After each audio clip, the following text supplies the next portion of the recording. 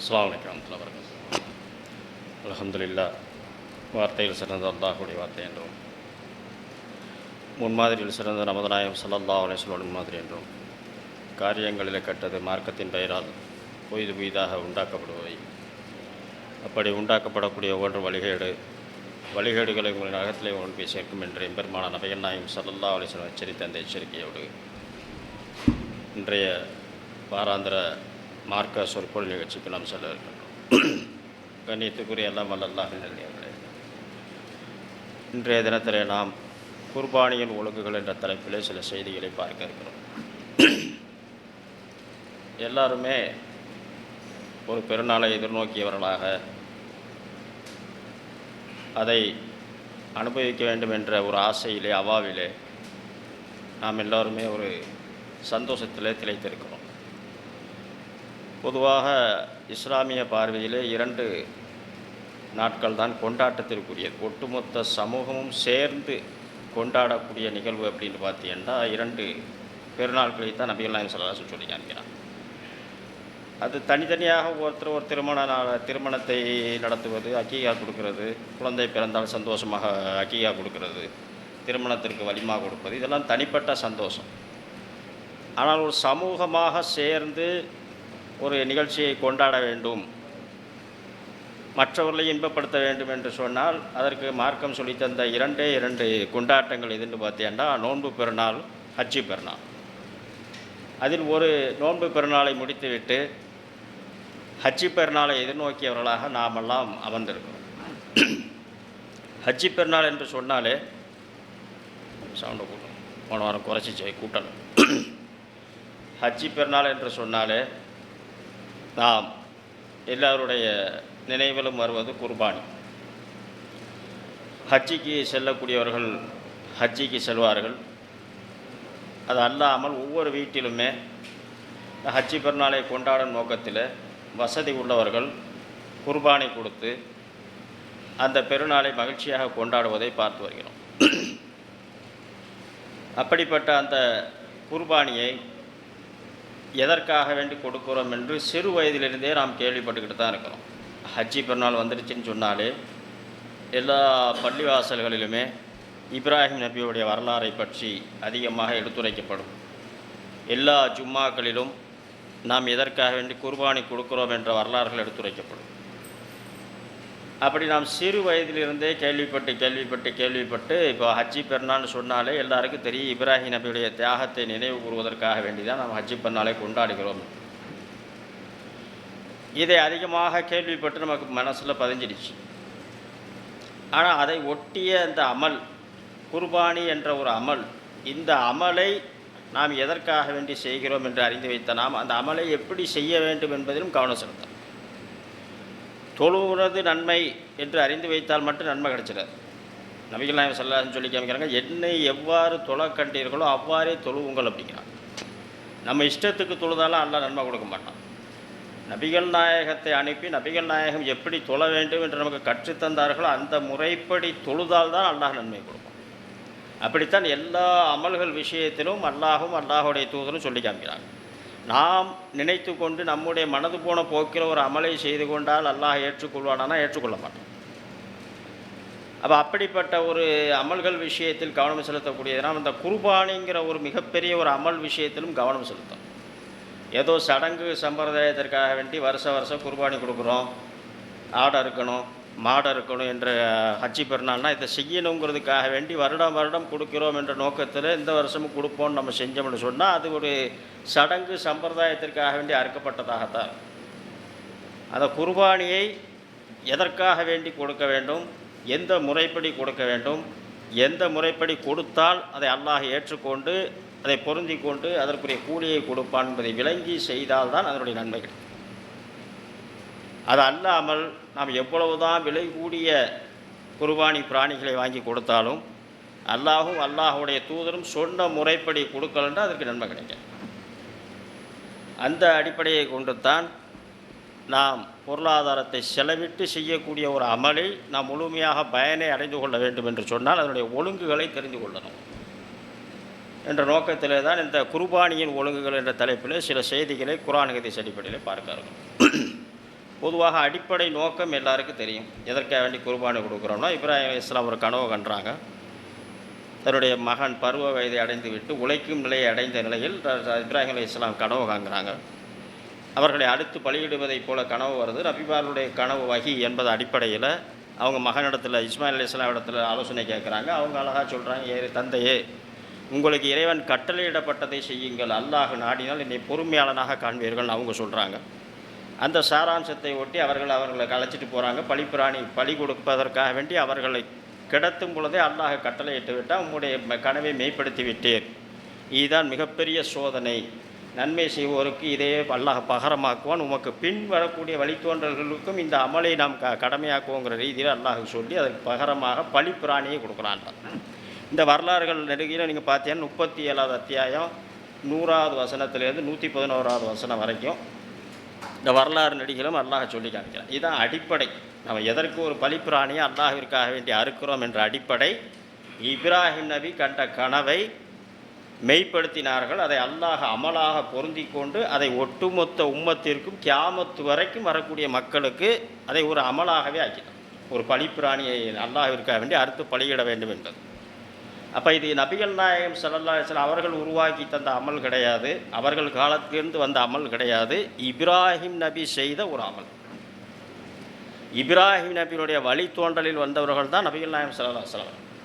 அதனால தான் அல்லாஹ் நபிகள் நாயகம் ஸல்லல்லாஹு அலைஹி வஸல்லம் அவர்களை பார்த்தே சொல்கிறான், நபியே, இப்ராஹிமுடைய மார்க்கத்தை நீர் பின்பற்றுவீராக. அப்படி நாம் செய்யக்கூடிய அதிகமான அமல்கள், குறிப்பாக இந்த துல்ஹஜ்ஜி மாதத்தினுடைய அமல்கள் அனைத்துமே இப்ராஹிம் நபி அவர்களுடைய குடும்பம் சம்பந்தப்பட்டது தானே ஒழிய அல்லாஹுடைய தூதர் அவருடைய குடும்பம் சம்பந்தப்பட்டு நாம் எந்த அமலும் செய்யணும். துல்ஹஜ்ஜி மாதத்தில் நாம் செய்யக்கூடிய ஹஜ்ஜாக இருக்கட்டும், இன்னும் பிற வணக்கங்களாக இருக்கட்டும், இது எல்லாமே இப்ராஹிம் நபி அவர்களுடைய குடும்பத்தார் சார்ந்த அமல்கள்.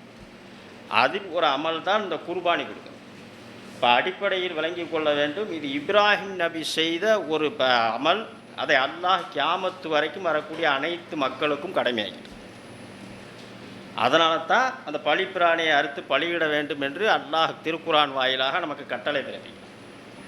அப்போ அதனுடைய அடிப்படையை விளங்கிக்கிடணும், அது எவ்வளோ அவசியமானதுன்னு விளங்கிக்கிடணும். அதுபோக யாருக்கு கடமை, இது இஷ்டப்பட்டால் கொடுக்கலாம், இஷ்டம் இல்லைன்னா விட்டுடலாமான்னு சொன்னால் அப்படி செய்யக்கூடாது. ஏன்னா பொருளாதாரத்தை பொறுத்த வரைக்கும் பார்த்தீங்கன்னா சக்காத்திற்கு ஒரு அளவுகோல் இருக்குது. ஹஜ்ஜிக்கு போகணும்னா அதற்கு தேவையான பொருளாதாரம் இருக்கணும், இல்லாட்டி நம்ம மேலே கடமை கிடையாது. சக்காத்து கொடுப்பதற்கும் குறிப்பிட்ட பொருளாதாரம் இருக்கணும், இல்லைன்னா நம்ம மேலே கடமை கிடையாது.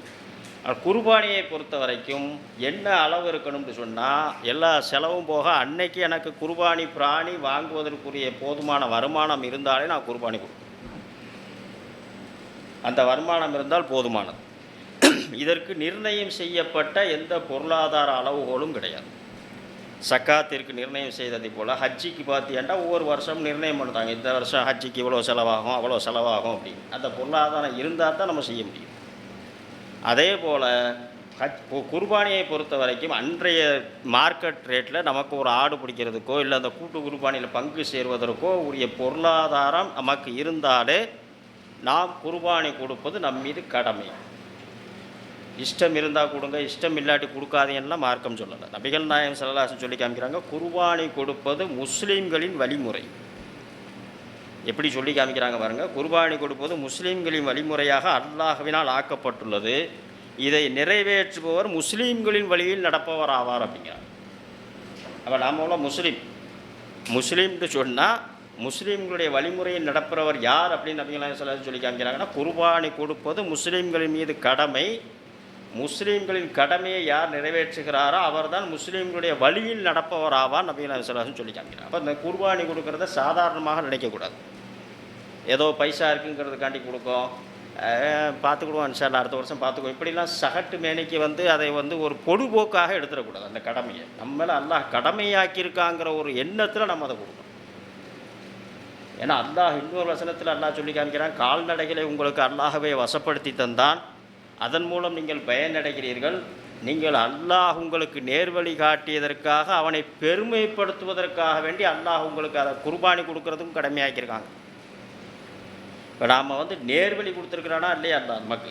நாம் அல்லாஹ் வழங்கிய நேர்வழிக்காக வேண்டி அல்லாஹிற்கு நன்றி செலுத்துவதற்காக வேண்டி கால்நடைகளை அறுக்கணும்னு அல்லாஹ் சொல்லி காமிக்கிறோம். இப்போ தொழுகை மூலியமாக நம்ம நன்றி செலுத்துகிறோம். தொழுகை என்பது ஒரு வணக்கம். அல்லாஹிற்கு வணக்கம் செலுத்தி சிறந்தாழ்த்தி அவனுக்கு நம்ம ஒரு கடமையை நிறைவேற்றுறோம். அதே போல தான் அல்லாஹ் சொல்லி காமிக்கிறான், உங்களுக்கு நான் நேர்வழி காட்டியதற்காக வேண்டி நீங்கள் வணங்கணும், நன்றி செலுத்தணும்னு சொன்னால் குர்பானி மூலியமாகவும் நன்றி செலுத்தலாங்கிறான். அப்போ அந்த குர்பானி கொடுப்பது என்பது நம் மீது கடமை. அதை அடிப்படையில் விளங்கிக்கிடணும். அதை நிறைவேற்றியவர் முஸ்லீம்களுடைய வழிமுறையில் உள்ளவன் ரசூல் ஸல்லல்லாஹு அலைஹி வஸல்லம் சொல்லி காமிச்சிட்டாங்க. அதுபோக ரசூல் ஸல்லல்லாஹு அலைஹி வஸல்லம் சொல்லி காமிக்கிறாங்க பாருங்கள், எந்த அளவிற்கு அது கடமை அப்படின்ட்டா, சாதாரணமாக எல்லா நாளும் நம்ம ஆடு மாடு சாப்பிடத்தான் செய்கிறோம். ஆனால் நபிகள் நாயகம் ஸல்லல்லாஹு அலைஹி வஸல்லம் ஆரம்பத்தில் சொன்னோம்ல, எல்லாரும் அறுப்பதை போல் அறுத்தால் அல்லாஹ் ஏற்றுக்கொள்ள மாட்டான். எல்லா நேரமும் அறுத்தாலும் அந்த வணக்கம் ஏற்றுக்கொள்ளப்படாது. இப்போ இஷாவுடைய தொழுகையை நமக்கு நேரம் கிடைக்கலன்னு சொல்லி நாளைக்கு லொஹருக்கு தொழுதுக்கெல்லாம் தொழுவ முடியுமா? தொழுதா அல்லாஹ் அதை நம்மளே ஏற்றுக்கொள்ள மாட்டான். அதேமாதிரி ஃபஜ்ரு தொழுகையை தூங்கி முடிச்செல்லாம் தொழுவ முடியாதுங்க. நான் மகரிப்போடு சேர்த்து ஃபஜ்ரை தொழுதுட்டு அப்படி படுத்துருந்தேன், இஷாவையும் ஃபஜ்ரையும் சேர்த்து தொழுதுட்டு படுத்துட்டேன்னு சொல்லி தொழுதுட்டு படுக்க முடியுமா? படுக்க முடியாது. தொழுவத்தான் செய்கிறோம். ஆனால் நேரத்தை மாத்திர நம்ம இஷ்டத்துக்கு மாற்ற முடியுமா? மாத்திர அல்லாஹ் ஏற்றுக்கிட மாட்டான். அந்த தொழுகையாகவே அல்லாஹ் அங்கீகரிக்க மாட்டான். அதே போலத்தான் குர்பானை கொடுப்பதையும் நபிகள் நாயகம் ஸல்லல்லாஹு அலைஹி வஸல்லம் சொல்லி காமிக்கிறாங்க, எல்லா நாளும் கொடுப்பதை போல் நீங்கள் கொடுத்தால் அது கடமையாக்கப்பட்ட குர்பானியாக ஆகாது. அல்லாஹுடைய தூதர் எப்பொழுது கொடுக்க சொன்னார்களோ அந்த நேரத்தில் கொடுத்தால்தான் கடமையாக்கப்பட்ட குர்பானியை நிறைவேற்றிய கூலி அல்லாஹ் கொடுக்கும். அதையும் நபிகள் நாயகம் ஸல்லல்லாஹு அலைஹி வஸல்லம் தெளிவாக சொல்லி காமிக்கிறாங்க பாருங்க, யார் நமது தொழுகையை தொழுது நமது திசையை முன்னோக்கி தொழுகைக்கு பிறகு குர்பானி கொடுக்கிறாரோ அவர் தமக்குரிய குர்பானி கடமையை நிறைவேற்றியவர் ஆவார். அது அல்லாமல் யார் தொழுகைக்கு முன்பாக குர்பானி கொடுத்து விட்டாரோ அவர் தன் சுய தேவைக்காக வேண்டிய குர்பானி இறைச்சிக்காக வேண்டிய அறுத்திருக்கிறார், அவர் மீண்டும் கொடுக்கட்டும். அப்போ தொழுவு முடிச்சுட்டு மோதினார் கிடைக்க மாட்டார், அசரத்து கிடைக்க மாட்டார், முதல்ல அறுத்து போட்டுட்டு போய் தொழுதுட்டு வந்துடுவோம்னா அறுக்கக்கூடாது. அது அமலாக ஏற்றுக்கொள்ளப்படாது. நம்முடைய குர்பானியை அல்லாஹ் அங்கீகரிக்க மாட்டான், அமலாக அங்கீகரிக்க மாட்டான். நம்ம அந்த கடமையை நிறைவேற்றிய கூட்டத்தில் சேர மாட்டோம். எப்போ அறுக்கணும் ரசூல் ஸல்லல்லாஹு அலைஹி வஸல்லம் தெளிவாக சொல்லிட்டாங்க. அப்போ இதுலேருந்து என்ன விளங்குதுன்னா, அவசியமாக்கப்பட்ட கடமை. உங்களோட அறுக்கக்கூடிய நேரத்தை கூட ரசூலுல்லாஹ் சொல்கிறாங்க, கட்டாயமாக அறுக்கணுங்கிறாங்க. நீங்கள் தொழுகைக்கு முன்னாடி அறுத்துட்டீங்கன்னா குர்பானி சேராது, மறுபடியும் கட்டாயம் அறுக்கணும்னு சொல்கிறதுலேருந்தே ஒரு விஷயத்தை விளங்கிக்கிட முடியுது. குர்பானி என்பது வலியுறுத்தப்பட்ட ஒரு கடமை. அந்த பொருளாதார வசதி இருந்தால், குர்பானி கொடுப்பதற்குரிய ஒரு தகுதி இருந்தால் நிச்சயமாக நிறைவேற்றணும். இதில் எந்த அசட்டையும் காட்டக்கூடாதுங்கிறதையும் சேர்த்து விளங்கிடும். சரி, ஒருத்தர் குர்பானி கொடுக்கணும்னு நினச்சிட்டாரு, அவர் எதை செய்யணும் முதல்ல அப்படின்னு பார்த்தீங்கன்னா, முதலில் அவர் பேண வேண்டிய ஒரு சுன்னா எதுண்டா, ஒருவர் குர்பானி கொடுக்க நாடியவர் துல்ஹஜ் பிறை கண்டது முதல் குர்பானி பிராணியை அறுக்கும் வரை தன்னுடைய முடி நகங்களை களைய வேண்டாம். இதுக்கு காரணம்லாம் சொல்லப்படலை, சுய வியாக்கியானம்லாம் சில பேர் சொல்லுவாங்க. அதனால் இருக்கும், இதனால் இருக்கும், அப்படி இருக்கும், இப்படி இருக்கும். அப்படி எந்த காரணமும் குர்ஆன் ஹதீஸில் சொல்லப்படலை. ரசூல் ஸல்லல்லாஹு அலைஹி வஸல்லம் காரணம் இல்லாமல் தான் சொல்லியிருக்கிறாங்க. ஒரே காரணம் ரசூலுல்லாஹ்வுடைய சொன்னதுனால தான் நம்ம செய்யணும். என்ன சொல்கிறாங்கன்னா, யார் குர்பானி கொடுக்க நாடுகிறாரோ அவர் துல்ஹஜ் பிறை கண்டதிலிருந்து தன்னுடைய குர்பானி பிராணியை அறுக்கும் வரை முடி நகங்களை களைய வேண்டாம். இது மட்டும்தான் இருக்குது. அதற்கு காரணத்தை ரசூலுல்லாஹ் சொல். அதனால் நாம் அதை சுன்னத்து ரசூலுல்லாஹ் சொல்லிட்டாங்க அப்படிங்கிறதுக்கு அதை செஞ்சுட்டு போக வேண்டியது. அதற்கு போய் வியாக்கியானம் தேடிட்டு இருக்கக்கூடாது. இதெல்லாம் எதுக்கு சொல்கிறாங்க ரசூலுல்லாஹ், ஏன் முடி வெட்டினா என்ன, நகம் வெட்டினா என்ன, இப்படியெல்லாம் வியாக்கியானம் பேசிக்கிட்டு இருக்க முடியாது. ஏன்னா ரசூலுல்லாஹ் சொல்லிட்டாங்கன்னா அதை ஃபாலோ பண்ணிட்டு போக வேண்டியது. அதற்கு ஏதாவது ஒரு காரணம் இருக்கும், நமக்கு இப்போ விளங்கியிருக்காது. அதனால் இது அறிவுக்கு உப மாட்டுக்கு இதை ஏற்றுக்கொள்ள முடியாதெல்லாம் சொல்ல முடியாது. அதனால் ரசூலுல்லாஹ் சொன்ன கட்டளை, நீங்கள் குர்பானி கொடுக்கணும்னு நாடிட்டீங்கன்னா நினச்சிட்டீங்கன்னா துல்ஹஜ் பிறை 1 நம்முடைய பிராணியை அறுக்கும் வரை நகம் களையக்கூடாது, முடி வெட்டக்கூடாது. இதை யார் செய்யலாம், யார் செய்யக்கூடாதுன்னா, நம்ம பகுதியில் எல்லாருமே வீட்டில் யாருமே முடி வெட்ட மாட்டோம், யாருமே நகம் வெட்ட மாட்டோம். அப்படி சொல்லப்படலை மார்க்கத்தில். யார் குர்பானிக்காக வேண்டி செலவிடுகிறாரோ, யார் குர்பானி கொடுக்கணும்னு நடக்கிறாரோ, அவருடைய பொருளாதாரத்தை செலவிடுகிறாரோ அவருக்கு மட்டும்தான் அந்த சுன்னத்து. மற்றபடி இப்போ நான் எங்கள் வீட்டில் குர்பானி கொடுக்குறதுக்கு பொருளாதாரத்தை செலவிடுதோம்னா நான் முடி நகம் களையக்கூடாது. அது அல்லாமல் என்னுடைய மகனோ மகளோ மனைவியோ அண்ணா என்னுடைய தாய் தகப்பனோ யார் இருந்தாலும் அவர்களுக்கு இது கடமை, சுண்ணத்து கிடையாது. நான் மட்டும்தான் அந்த சுண்ணத்தை பேணிக்கணும். இது ஒரு சுண்ணா, ரசூல் ஸல்லல்லாஹு அலைஹி வஸல்லம் சொன்ன ஒரு சுண்ணா. நீங்கள் குர்பானி கொடுக்கணும்னு நாடிட்டேன்டா முடி நகத்தை களையாது. யார் பொருளாதாரத்தை செலவு செய்து அந்த கடமையை நிறைவேற்றுகிறாரோ அவருக்கு ரசூலுல்லாஹ் சொல்ல, குடும்பத்தாருக்கு கிடையாது. இந்த சுண்ணத்தை தெளிவாக தெரிஞ்சுக்கிடணும். நம்ம குழந்தைங்களுக்கு முடி வெட்டலாம், நகம் வெட்டலாம், அவர்களுக்கு எந்த பிரச்சனையும் கிடையாது. நான் குர்பானி கொடுக்க நான் பைசா செலவு பண்ணுறேன், நான் மட்டும்தான் முடி நகம் களையக்கூடாது. எப்போ வரைக்கும் அப்படின்னு பார்த்தீங்கன்னா என்னுடைய குர்பானி பிராணி அறுக்கப்படக்கூடிய நாள் வரைக்கும். இப்போ நம்ம அந்த வெளிநாடுகளில் இருக்கிறதுனால உள்ளூர்லேயுமே சரி கூட்டு குர்பானிக்கெல்லாம் நம்ம பைசா கொடுத்துருப்போம்.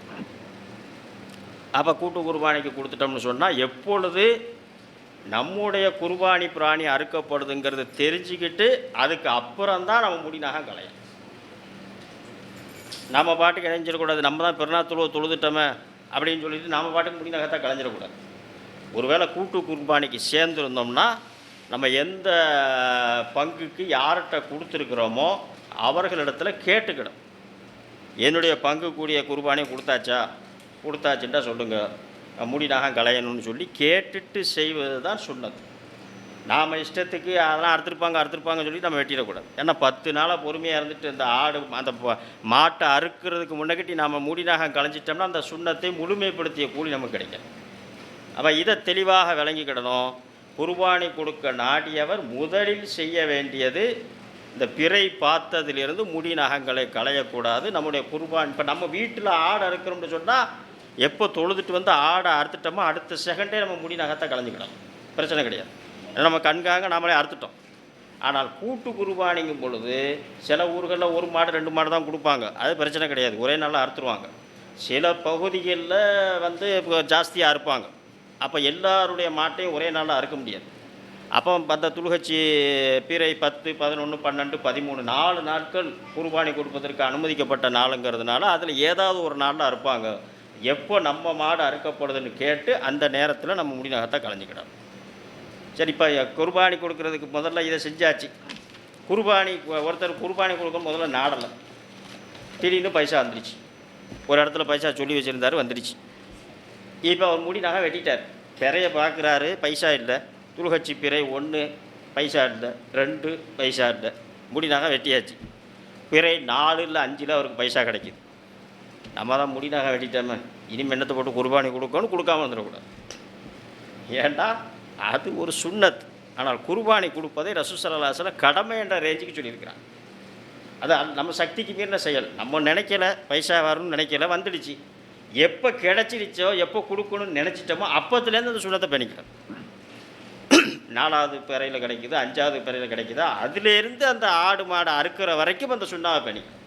அதுக்காண்டி நான் துலுகச்சி பிறை 1 வந்து முடிய வெட்டிட்டேன், நகத்தை வெட்டிட்டேன், இனிமேல் பைசா இருந்தாலும் நான் குர்பானி கொடுக்கணும்னு கட்டாயம் அப்படி போயிடக்கூடாது. இது சுண்ணத்து. ஆனால் குர்பானி கொடுப்பது வலியுறுத்தப்பட்ட ஒரு சுன்னத், கடமைங்கிற ரேஞ்சுக்கு ரசூலுல்லாஹ் சொல்லிட்டான். அதனால் பொருளாதாரம் கிடச்சிடுச்சு, இடையில கிடச்சிடுச்சுங்கிறதுனால நம்ம முடிநாகம் கலைஞ்சிருந்தாலும் அதனால் குற்றம் பிடிக்க மாட்டான் அல்லாஹ். சக்திக்கு மீறி எந்த ஆத்மாவையும் அல்லாஹ் சோதிக்க மாட்டான். அதனால் நம்ம முடிநாகம் கலைஞ்சிருந்தாலும் சரி, தாராளமாக துலுகச்சி பிறை 5 கிடைச்சாலும் 6 கிடைச்சாலும் குர்பானிக்கு கொடுக்குற பொருளாதாரம் வந்துடுச்சுன்னா தாராளமாக கொடுக்கலாம். அதில் குற்றம் பிடிக்க மாட்டான் அல்லாஹ். அது பெரிய குற்றத்திற்குரிய செயல் கிடையாது. அதே நேரத்தில் சில பேருக்கு உடல் உபாதையின் காரணமாக தானாக நகங்கள் விழும், முடி விழும். வெட்டணும்னு வெட்டலை, இயற்கையாகவே எல்லா மனிதர்களுக்கும் ஒரு நாளைக்கு குறைஞ்சபட்சம் ஒரு 100 முடிக்கு மேலே விழுந்தால் மருத்துவ ரீதியாக சொல்கிறான். அதுக்காண்டி தலையை தோதிட்டு முடி விழுந்துருச்சான்னா பார்த்துட்டு அந்த அளவுக்குலாம் சிரமப்பட வேண்டாம். நாம போய் முடியை வெட்டக்கூடாது, நாம நகத்தை வெட்டக்கூடாது. அதுவாக விழுந்துடுச்சு அப்படின்னு சொன்னால் அதுக்கெலாம் எல்லாம் குற்றம் பிடிக்க மாட்டான். அது அந்த சுண்ணாவை மீறிய குற்றத்திலும் வராது. அதனால் இதை தெளிவாக விளங்கிக்கிடும். அடுத்து என்ன அப்படின்ட்டு பார்த்தீங்கன்னா, அந்த குர்பானி பிராணியை வாங்குறது. எதை பார்த்து வாங்குறது, எதை கொடுக்கணும் முதல்ல அப்படின்னு பார்த்தீங்கன்னா 8 வகை பிராணிகளை அல்லாஹ் குர்பானிக்கு, அதாவது குர்பானிக்குண்டா அல்லாஹ்விற்காக வேண்டி அறுத்து பலியிடக்கூடிய வகைக்கான குர்பானி. அதற்காக வேண்டி அல்லாஹ் திருக்குர்ஆனில் சொல்லி காமிக்கிறான். செம்மறியாட்டில் 2 வகை, வெள்ளாட்டில் 2 வகை, மாட்டில் 2 வகை, ஒட்டகத்தில் 2 வகை, மொத்த 8 வகை பிராணிகளைத்தான் குர்பானி பிராணிகளாக அல்லாஹ் சொல்லி காட்டுறான். அப்போ நம்ம குர்பானி கொடுக்கறதுக்கு தகுதி வாய்ந்த பிராணிகள் ஆடு, மாடு, ஒட்டகம், இந்த 3 தான். இது அல்லாமல் நாங்கள் எங்கள் வீட்டில் வசதி இல்லை, ஒரு கோழியை பிடிச்சா இருக்கிறோம், ஒரு சேவலை பிடிச்சா இருக்கிறோம், எதை அறுத்தாலும் அது குர்பானியில் போய் சேராது. இறைச்சிக்காக வேண்டி அறுத்து சாப்பிட்டுக்கிடும். குர்பானி கடமை ஒருவர் நிறைவேற்றுவதாக இருந்தால் ஆடு அறுக்கலாம், மாடு அறுக்கலாம், ஒட்டகம் அறுக்கலாம். இந்த 3ஐ தவிர வேறு எதுவும் கிடையாது. இந்த ஆடு, மாடு, ஒட்டகத்திலும் ஆண் வகையும் அறுக்கலாம், பெண் வகையும் அறுக்கலாம். வெள்ளாட்டையும் அறுக்கலாம், செம்மறி ஆட்டையும் அறுக்கலாம். செம்மறி ஆட்டிலையும் கிடாயையும் அறுக்கலாம், பெட்டை ஆடையும் அறுக்கலாம். வெள்ளாட்டிலையும் வெள்ளாடு ஆண் ஆட்டையும் அறுக்கலாம், பெண் ஆட்டையும் அறுக்கலாம். ஒட்டகத்திலையும் ஆணையும் அறுக்கலாம், பெண்ணையும் அறுக்கலாம். மாட்டிலையும் ஆண் மாட்டையும் அறுக்கலாம், பெண் மாட்டையும் அறுக்கலாம். அப்போ இந்த 3 வகை பிராணிகள் தான் குர்பானி கொடுப்பதற்கு அல்லாஹ் சொல்லி காட்டிய தகுதி வாய்ந்த பிராணிகள். இதை விளங்கிக்கிடணும். இதை 3ஐ தவிர வேறு எதுவும் குர்பானிக்குரிய அந்தஸ்தில் வராது. சரி, வேங்கும் பொழுது எப்படி வேங்கணுங்கிறதையும் ரசூலுல்லாஹ் சொல்லிட்டாங்க. வேங்கும் பொழுது வயதை பார்த்து வேங்குங்கிறாங்க. சும்மா ஏனாதாரான்னு எல்லா ஆட்டையும் கொடுத்துடக்கூடாது, எல்லா மாட்டையும் கொடுத்துடக்கூடாது, எல்லா ஒட்டகத்தையும் கொடுத்துடக்கூடாது. வேலை சௌரியமாக கிடச்சின்னு சொல்லிட்டு எல்லா ஆட்டையும் பிடிச்சி குர்பானி கொடுத்தா அந்த குர்பானியினுடைய சட்டத்துக்குள்ளே வராது. ரசூலுல்லாஹி ஸல்லல்லாஹு அலைஹி வஸல்லம் சொல்லி காமிக்கிறாங்க. முஸின்னா அப்படின்னு ஒரு பருவத்தை சொல்கிறாங்க. முஸின்னா பருவம் அப்படின்னு சொல்லி ஒரு பருவத்தை சொல்கிறாங்க. இன்னொரு பருவத்தையும் ரசூலுல்லாஹி ஸல்லல்லாஹு அலைஹி வஸல்லம் சொல்லி காமிக்கிறாங்க. அப்போ இந்த 2 பருவத்தை தவிர இன்னொரு பருவத்தை ரசூலுல்லாஹ் சொல்லுவாங்க. முஸின்னா பருவம், இன்னொரு பருவம். இந்த 2 பருவத்தை தவிர மற்ற பருவங்களில் உள்ளதை கொடுக்கக்கூடாது. முஸின்னாவுக்கு முந்தியது ஜத்துவு பருவம், முஸின்னா பருவம். இது அரபியில் உள்ள பொருள் என்ன அப்படின்னு பார்த்தீங்கன்னா, பல் போடப்பட்டது. பல்லு போடுதுன்னு சொல்லுதோம்ல, இப்படி பல்லு போட்ட ஆடு, மாடு, ஒட்டகத்தை தான் கொடுக்கணும். பல்லு போடுறதுன்னா பிறக்கும்போது சில ஆடுக்கு பல்லோட தான் பிறப்போம். பல்லு விழுந்துட்டு புதுசாக முளைக்கும்ல, அதுதான் பல் போடுற பருவங்கிறது. பல் போடுற பருவம்னா பல்லு பிறக்கும்போது சில சிறு பல்லாம் இருக்கத்தான் செய்யும். அது கிடையாது, அது எல்லாருக்குமே இருக்கும். அந்த பற்கள் விழுந்து புதிதாக முளைக்கும். அதுதான் கொஞ்சம் விளைஞ்ச ஆடுன்னு, விளைஞ்ச மாடு, விளைஞ்ச ஒட்டகம்னு சொல்லுவோம். அப்படி பற்கள் போட்ட பிராணிகளைத்தான் குர்பானி பிராணியாக ரசூலுல்லாஹ் சொல்கிறாங்க. அது முஸின்னா பருவம் அப்படின்னு சொல்லி சொல்கிறாங்க. 2 வருடம், குறைந்தது 2 வருடம் ஆடு, மாடு. ஒட்டகம்னா 5 வருஷங்கிறாங்க. அப்போ இந்த 5 அது அதுலேயும் இப்போ என்ன சொல்கிறாங்கன்னா, ஒவ்வொரு பருவ காலத்திற்கு தகுந்தாற்போல் இடம் மாறும். சில மிருகங்கள் சில பருவத்தில் சீக்கிரமே பல்லு போட்டுரும். அது யாருக்கு சரியாக தெரியும்னா அந்த துறையில் உள்ளவங்களுக்கு தெரியும். இப்போ நம்ம பகுதிகளில் ஆடு மாடு வளர்க்குறவங்களுக்கு தெரியும் தெளிவாக. இந்த பருவத்து ஆடு இது பல்லு போட்ட ஆடு தான், நமக்கு தெரியாது. நம்ம கேட்டுக்கிட வேண்டியது தான். அதுக்காண்டி ரொம்ப நம்ம அதில் அறிவை செலுத்தி ஆராய்ச்சி பண்ணி அதை பெரிய நெட்டில் அடித்து தேடி பார்த்து இது ஸ்கேன் பண்ணிலாம் பார்க்க முடியாது. நம்ம ஒரு அனுபவஸ்தர், ஒரு ஆடு விற்கிறவர், மாடு விற்கிறவர், ஒட்டை விற்கிற, நம்மளுக்கு சுண்ணா கேட்குறது. பல்லு போட்டுருச்சு ஓகே அப்படி சொல்லி வாங்கிட வேண்டியது. ஏன்னா மறைவானதை அறியக்கூடியவன் அல்ல. நம்மளை ஏமாத்தியாக வித்துட்டான்னு சொன்னால் அது அவனை சார்ந்தது. நம்ம கேட்கும்பொழுது இதை கேட்டுக்கிட வேண்டியது. பல்லு போட்டிருக்கா. இப்போ நம்ம பகுதியில் பார்த்தீங்கன்னா சில ஆடுகளுக்கெல்லாம் 1 வருஷத்துலேயே தடகாத்திரமாயிடும். சில ஆடுகள் அது பிரச்சனை கிடையாது. அளவுகோல் பல்லு போட்டிருக்கணும், அவ்வளோதான். அந்த ஆட்டை வாங்கி குர்பானி கொடுக்கணும், மாட்டை வாங்கி குர்பானி கொடுக்கணும், ஒட்டகத்தை வாங்கி குர்பானி கொடுக்கணும். இது முஸின்னா. ஜத்துவுன்னு ஒரு பருவத்தை ரசூலுல்லாஹ் அங்கீகாரம் கொடுக்குறாங்க. அதில் 2 விஷயத்தை தெளிவாக விளங்கி கிடந்தீங்க. இந்த ஜத்துவுங்கிற பருவம் முஸின்னாவுக்கு முந்தியது, அதாவது 1 வருஷ கிடாய்க்கு முந்தியது. திடகாத்திரமாக சதை பிடிப்போடு இருந்தால் அது 1 வருஷம் பூர்த்தி ஆகணும்னு அவசியம் இல்லை, அதற்கு முன்பாக இருந்தாலும் கொடுக்கலாம். அதே ரசூல் ஸல்லல்லாஹு அலைஹி வஸல்லம் அங்கீகாரம் கொடுக்குறாங்க. அது எந்த விஷயத்துக்கு அங்கீகாரம் கொடுக்குறாங்கண்டா, செம்மறி ஆட்டிற்கு மட்டும் அங்கீகாரம் கொடுக்குறாங்க.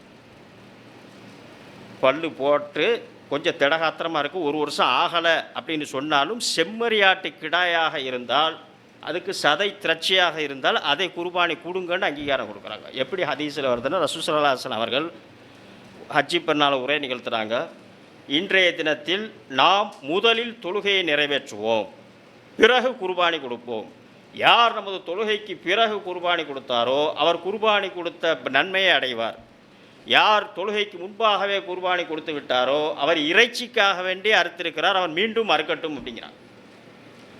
அப்போ அபு நியார் என்று சொல்லப்படக்கூடிய ஒரு சஹாபி பேர் ரசூலுல்லாஹ்ட்ட சொல்கிறார், யார் ரசூலுல்லாஹ், இன்றைக்கு உண்பதற்கும் பருகுவதற்கும் உரிய நாட்கள்னு நீங்கள் சொன்னதுனால நான் அவசரப்பட்டு வீட்டில் விருந்தாலாம் இருக்காலும் ஆட்டை அறுத்து போட்டேனே, ஆட்டை அறுத்துட்டு தான் தொலைவே வந்தேன்.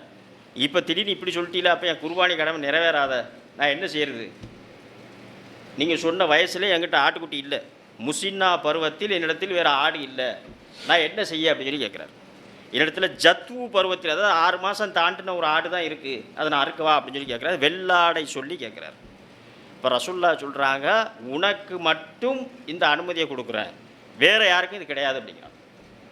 வெள்ளாடாக இருந்தால், வெள்ளையாடுன்னு சொல்லுவோம் நம்ம ஊரில், செம்மறி ஆடு வெள்ளாடு 2 ஆடு தானே, அந்த வெள்ளாட்டு குட்டியாக இருந்தால் 6 மாதத்தை தாண்டி இருந்தாலும் அறுக்கக்கூடாது, தடை பண்ணிட்டாங்க ரசூலுல்லாஹ். அந்த சஹாபிக்கு மட்டும் தெளிவாக சொல்லி கொடுக்குறாங்க, உனக்கு மட்டும் அனுமதி, மற்ற யாருக்கும் இது அனுமதி கிடையாதுன்ட்டாங்க. அதே நேரத்தில் ரசூல் ஸல்லல்லாஹு அலைஹி வஸல்லம் ஆட்சி அதிகாரத்திற்கு வந்த பிறகு, அதாவது கவர்மெண்ட்டே வந்து என்ன செய்யுதுன்னு சொன்னால், குர்பானி கொடுக்க வசதி இல்லாதவர்களுக்கு குர்பானி பிராணிகளை கொடுக்குது, அரசாங்கமே கொடுக்குது. இப்போ நம்ம ஊரில் இந்த பொங்கல் பரிசு கொடுப்பாங்கல்ல, நீங்கள் உங்கள் வீட்டில் பொங்கல் வைக்க அரிசி இல்லை, சக்கரை இல்லைன்னு சொல்லி வருத்தப்படாதீங்க, நாங்கள் தர்றோம், நீங்கள் பொங்கலை மகிழ்ச்சியாக கொண்டாடுங்கள் அப்படின்னு சொல்லி சொல்லுவாங்க. எல்லா பொங்கல் கிட்டுன்னு சொல்லி கொடுக்குறான்ல, அரசாங்கம் செய்ய வேண்டியது. அது நம்மக்கிட்ட வாங்கின துட்டு தானே, அவங்க கட்சி துட்டு எது, அவங்க அத்தா விட்டு துட்டுலாம் கிடையாது, நம்மக்கிட்ட வாங்கின பைசால இருந்தால் நமக்கு தர்றான். அதே மாதிரி தான் ரசூல்லா காலத்தில் எப்படி செட்டப்னா, மக்களுக்கு பொருளாதாரம் இல்லாதவர்களுக்கு ரசூல் ஸல்லல்லாஹு அலைஹி வஸல்லம் அவர்கள் கஜானாவிலிருந்தே குர்பானி பிராணிகளை கொடுப்பாங்க, அது சாப்பிடுங்கப்பா அப்படி. இன்றைக்கி அதெல்லாம் வந்து எந்த அரசாங்கமும் செய்கிற மாதிரி தெரியல. வசதி இல்லாதவர்களுக்கு இறைச்சியாக கொடுத்துட்றாங்க, சில பகுதிகளில் பார்த்தீங்கன்னா இறைச்சியை விநியோகம் பண்ணிடுறாங்க. ரசூல்லா காலத்தில் குர்பானி பிராணிகளையே கொடுத்துருக்குறாங்க. அப்போ ஒரு சஹாபி பேர் ரசூல்லாட்ட கேட்குறாரு, யார் ரசூலுல்லாஹ், முஸ்லினா பருவத்தை அறுக்கக்கூடாதுன்னு சொன்னீங்க, ஆனால் எனக்கு ஜத்வு பருவம், அதாவது 1 வருஷத்துக்கு கிட்ட 1 வருஷத்துக்கு நெருங்கிறதுக்கு உள்ள ஒரு ஆடு தானே கிடச்சிருக்குது, கிடாய் செம்மறி ஆடு தானே கிடச்சிருக்குது, அதை நான் கொடுக்கவா அப்படிங்க, தாராளமாக கொடு அப்படிங்கிறாங்க. அப்போ விஷயத்தை நல்லா விளங்கிக்கிடணும். வெள்ளாடாக இருந்தால் 1 வருஷத்தை நிவர்த்தி அடைந்திருந்தாலும் சதை திராட்சை இல்லைன்னா அந்த 6 மாதம் தானே கொடுக்கக்கூடாது. செம்மறியாட்டிற்கு மட்டும் அனுமதி 6 மாதத்தை தாண்டிட்டு 1 வருஷத்தை அடையலை, ஆனால் நல்ல சதை புரட்சியாக திடகாத்திரமாக இருக்குன்னு சொன்னால் தாராளமாக கொடுக்கலான்னு ரசூலுல்லாஹ் அங்கீகாரம் கொடுத்துருக்குறாங்க. அப்போ இந்த வந்து நம்ம அதிகமாக ஆடு தானே கொடுக்குறோம், இதை தெரிஞ்சு வச்சுக்கிறது நல்லது. அப்போ நாம் அதுவும் சில பகுதிகளில் செம்மறியாடு தான் அதிகமாக கொடுப்பாங்க, சில பகுதிகளில் வெள்ளாடு கொடுப்பாங்க. அப்போ வெள்ளாடுன்னா அவங்க நல்லா விளங்கிக்கிடணும், 1 வருஷத்துக்கு குறைஞ்சி கொடுக்கக்கூடாது. செம்மறியாடு கொடுக்குறவங்க நல்ல திடகாத்திரமாக இருக்குன்னு சொன்னால் தாராளமாக கொடுத்துக்கிடலாம். மாட்டுக்கு அதே மாதிரி தான், ஒட்டகத்துக்கு அதே மாதிரி தான், இது அதில் உள்ள சட்டம். அடுத்து பார்த்தீங்கன்னா இதை பல்லு போட்டாச்சான்னு கேட்டுட்டு அப்புறம் நம்ம பார்க்க வேண்டியது, ரசூலுல்லாஹ் தடுக்கிறாங்க சில விஷயத்தை, இப்படி இருந்தால் அந்த குர்பானி கொடுக்காதியே அப்படின்னு. ஏன்னா நம்ம யாருக்காக வேண்டி குர்பானி கொடுக்குறோம், அல்லாஹ்விற்காக வேண்டி கொடுக்குறோம். இப்போ ஒரு ஆளை சந்திக்க போகிறோம், ஒரு கிஃப்ட்டு வாங்கிட்டு போகணும்னு நினைக்கிறோம், நம்ம எப்படி வாங்குவோம், இருக்கிறதுலே அட்ராக்டிவாக பார்த்து, அதை பார்த்தோன்னே ஒரு லுக்கு, யாருமே கொடுக்காத மாதிரி கொடுக்கணுங்க, ஒரு வித்தியாசமாக இருக்கணும், அவர் வாழ்க்கைக்கு நம்ம கிஃப்ட்டை மறக்கக்கூடாது, இப்படி தானே யோசனை பண்ணி வாங்கிட்டு போவோம். நம்ம வீட்டுக்கே டிவி வாங்குறாங்க, இங்கே பார்த்தீங்கன்னா 24 மணி நேரமும் எல்லா காஃபி ஷாப்லேயும் சோனி டிவியாக ஓடுது, ஆஃப்டரான்னு ஒரு டிவி வச்சுருப்பான், ஸ்கை ஒருத்தரும் ஒரு டிவி வச்சுருப்பான், எந்த கம்பெனினே நமக்கு தெரியாது, ஆனால் எல்லா காஃபி ஷாப்லேயும் 24 மணி நேரம் ஓடுது. நம்ம அதை பார்த்துட்டு பரவாயில்லையே நல்ல லாங் லைஃபாக ஓடுதுன்னு சொல்லி யாராவது வாங்கியிருக்கோமா? எல்லாருமே எல்ஜி கிட்ட போவோம், சோனி கிட்ட போவோம், மற்ற ஸ்டாண்டர்ட் பிராண்டட் கடை டிவி கிட்ட தான் போவோம். ஆனால் எந்த காஃபி ஷாப்லேயும் 24 ஹவர்ஸ் பிராண்டட் டிவி ஓடி நம்ம பார்த்ததில்லை. எந்த காஃபி ஷாப்லேயே வச்சுருக்கானா, விலை கம்மிங்கிறதுனால வாங்கி வச்சுருக்கான், வாங்கி வச்சாலும் ஓடிட்டு தானே இருக்குது. ஏன் அப்படி வாங்குறோம்னா, நம்ம வீட்டுக்கு வாங்கிட்டு போகிறோம், பிரயோஜனமாக இருக்கணும், கெட்டு போயிடக்கூடாது, நல்ல பிராண்டடாக வாங்கணும்னு சொல்லி வாங்குகிறோம், ஒரு கிஃப்ட்டு கொடுக்கணும்லாம் அப்படி தான் வாங்குகிறோம். அப்போ அதே மாதிரி தான் குர்பானி என்பது அல்லாஹ்விற்காக வேண்டி கொடுக்குறது. அந்த பிராணியை நம்ம எப்படி வாங்கணும், எப்படி ஒரு தேடி பார்த்து கழித்து சல்லடை போட்டு வாங்கணும், அந்த நோக்கத்தை ரசூலுல்லாஹ் சொல்கிறாங்க. நீங்கள் குர்பானி பிராணியை வாங்குவதாக இருந்தால் தெளிவாக தெரியக்கூடிய நோய் இருக்கக்கூடாது. சில பேர் இந்த விலை குறைச்சி விற்றுட்டு போயிடுவான் சந்தையில், பைசாவை கம்மியாக வச்சு நோயில் கிடக்கும் ஆடு மாடு ஏதாவது நோயில் கிடந்துச்சுன்னு சொன்னால் ஒரு 1000 ரூபா, சரி வாங்கிடுங்க, 1000 ரூபா கம்மியாக கொடுங்கன்னா சரி, பெரிய புத்திசாலித்தனமாக நினைப்பேன், 1000 ரூபா குறைச்சி வேண்டு வந்துட்டாங்க, பிரயோஜனம் கிடையாது. தெளிவாக தெரியக்கூடிய நோயாக இருந்தால் அந்த குர்பானி பிராணியை குர்பானி கொடுக்கக்கூடாது. நொண்டியாக இருந்தால் அதை கொடுக்கக்கூடாது. அதே மாதிரி தெளிவாக தெரியக்கூடிய குருடு இது இருந்தாலும் கொடுக்கக்கூடாது. அடுத்து சதைப்பிடிப்பு இல்லாத உடல் அமைப்பு இல்லாத அந்த ஆட்டையும் கொடுக்கக்கூடாது. அது நோஞ்சா மாரி கிடக்கும், பச்சை கூட்டின்னு சொல்லுவாங்க, நோஞ்சா மாரி கிடக்கும், விலையை கம்மியாக சொல்லி விற்றுட்டு போயிடுவான். நம்ம ஏதோ வருஷம் குர்பானி கொடுத்துட்டு இந்த வருஷம் கொடுக்கலன்னா ஊருக்கார நம்மளை கேவலமாக பேசிடுவோம், எதையாவது பிடிச்சா இருக்கணும்னு சொல்லிட்டுலாம் வாங்கிட்டு போகக்கூடாது. வேங்கிறத 4 விஷயத்தை ரசூலுல்லாஹ் தடுக்கிறாங்க. தெளிவாக தெரியக்கூடிய நோய் இருந்தால் வாங்கக்கூடாது, குருட்டு ஆட்டை வாங்கக்கூடாது, நொண்டி உடல் உறுப்பு உபாதைகள் இருந்தால் வாங்கக்கூடாது. அடுத்து வந்து சதைப்பிடிப்பு இல்லாத ஆடாக இருந்தால், மாடாக இருந்தால் அதையும் வாங்கக்கூடாது. இதுலேருந்து என்ன விளங்குதுன்னா, நல்ல திடகாத்திரமாக இருக்கக்கூடிய, பார்ப்பதற்கே ஒரு சந்தோஷத்தை தரக்கூடிய அளவிற்கு ஒரு ஆடு, மாடு, ஒட்டகத்தை வாங்கி கொடுங்கன்னு சொல்கிறாங்க. அது அல்லாஹ்வுக்காக வேண்டி நம்ம அறுக்கிறோம்.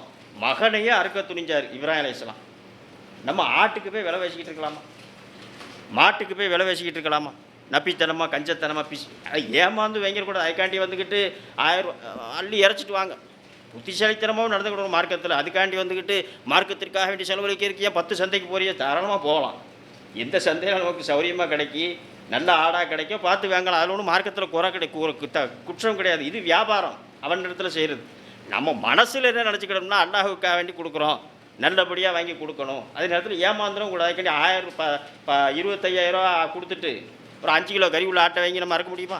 அதற்குரிய பொருளாதாரத்துக்கு அதற்குரிய ஆட்டையும் தேடி பார்க்கணும். அப்படி சந்தோஷமாக பார்த்தாலே சமக்கே ஒரு திருப்தியாக இருக்கும். அல்ஹம்துலில்லாஹ், நல்ல திருப்தியாக இருக்குப்பா, முக லட்சணமாக இருந்துச்சு ஆடுன்னு சொல்கிறோம்ல. இதே மாதிரி தான் ரசூலுல்லாஹ் சொல்ல எதிர்பார்க்குறோம்.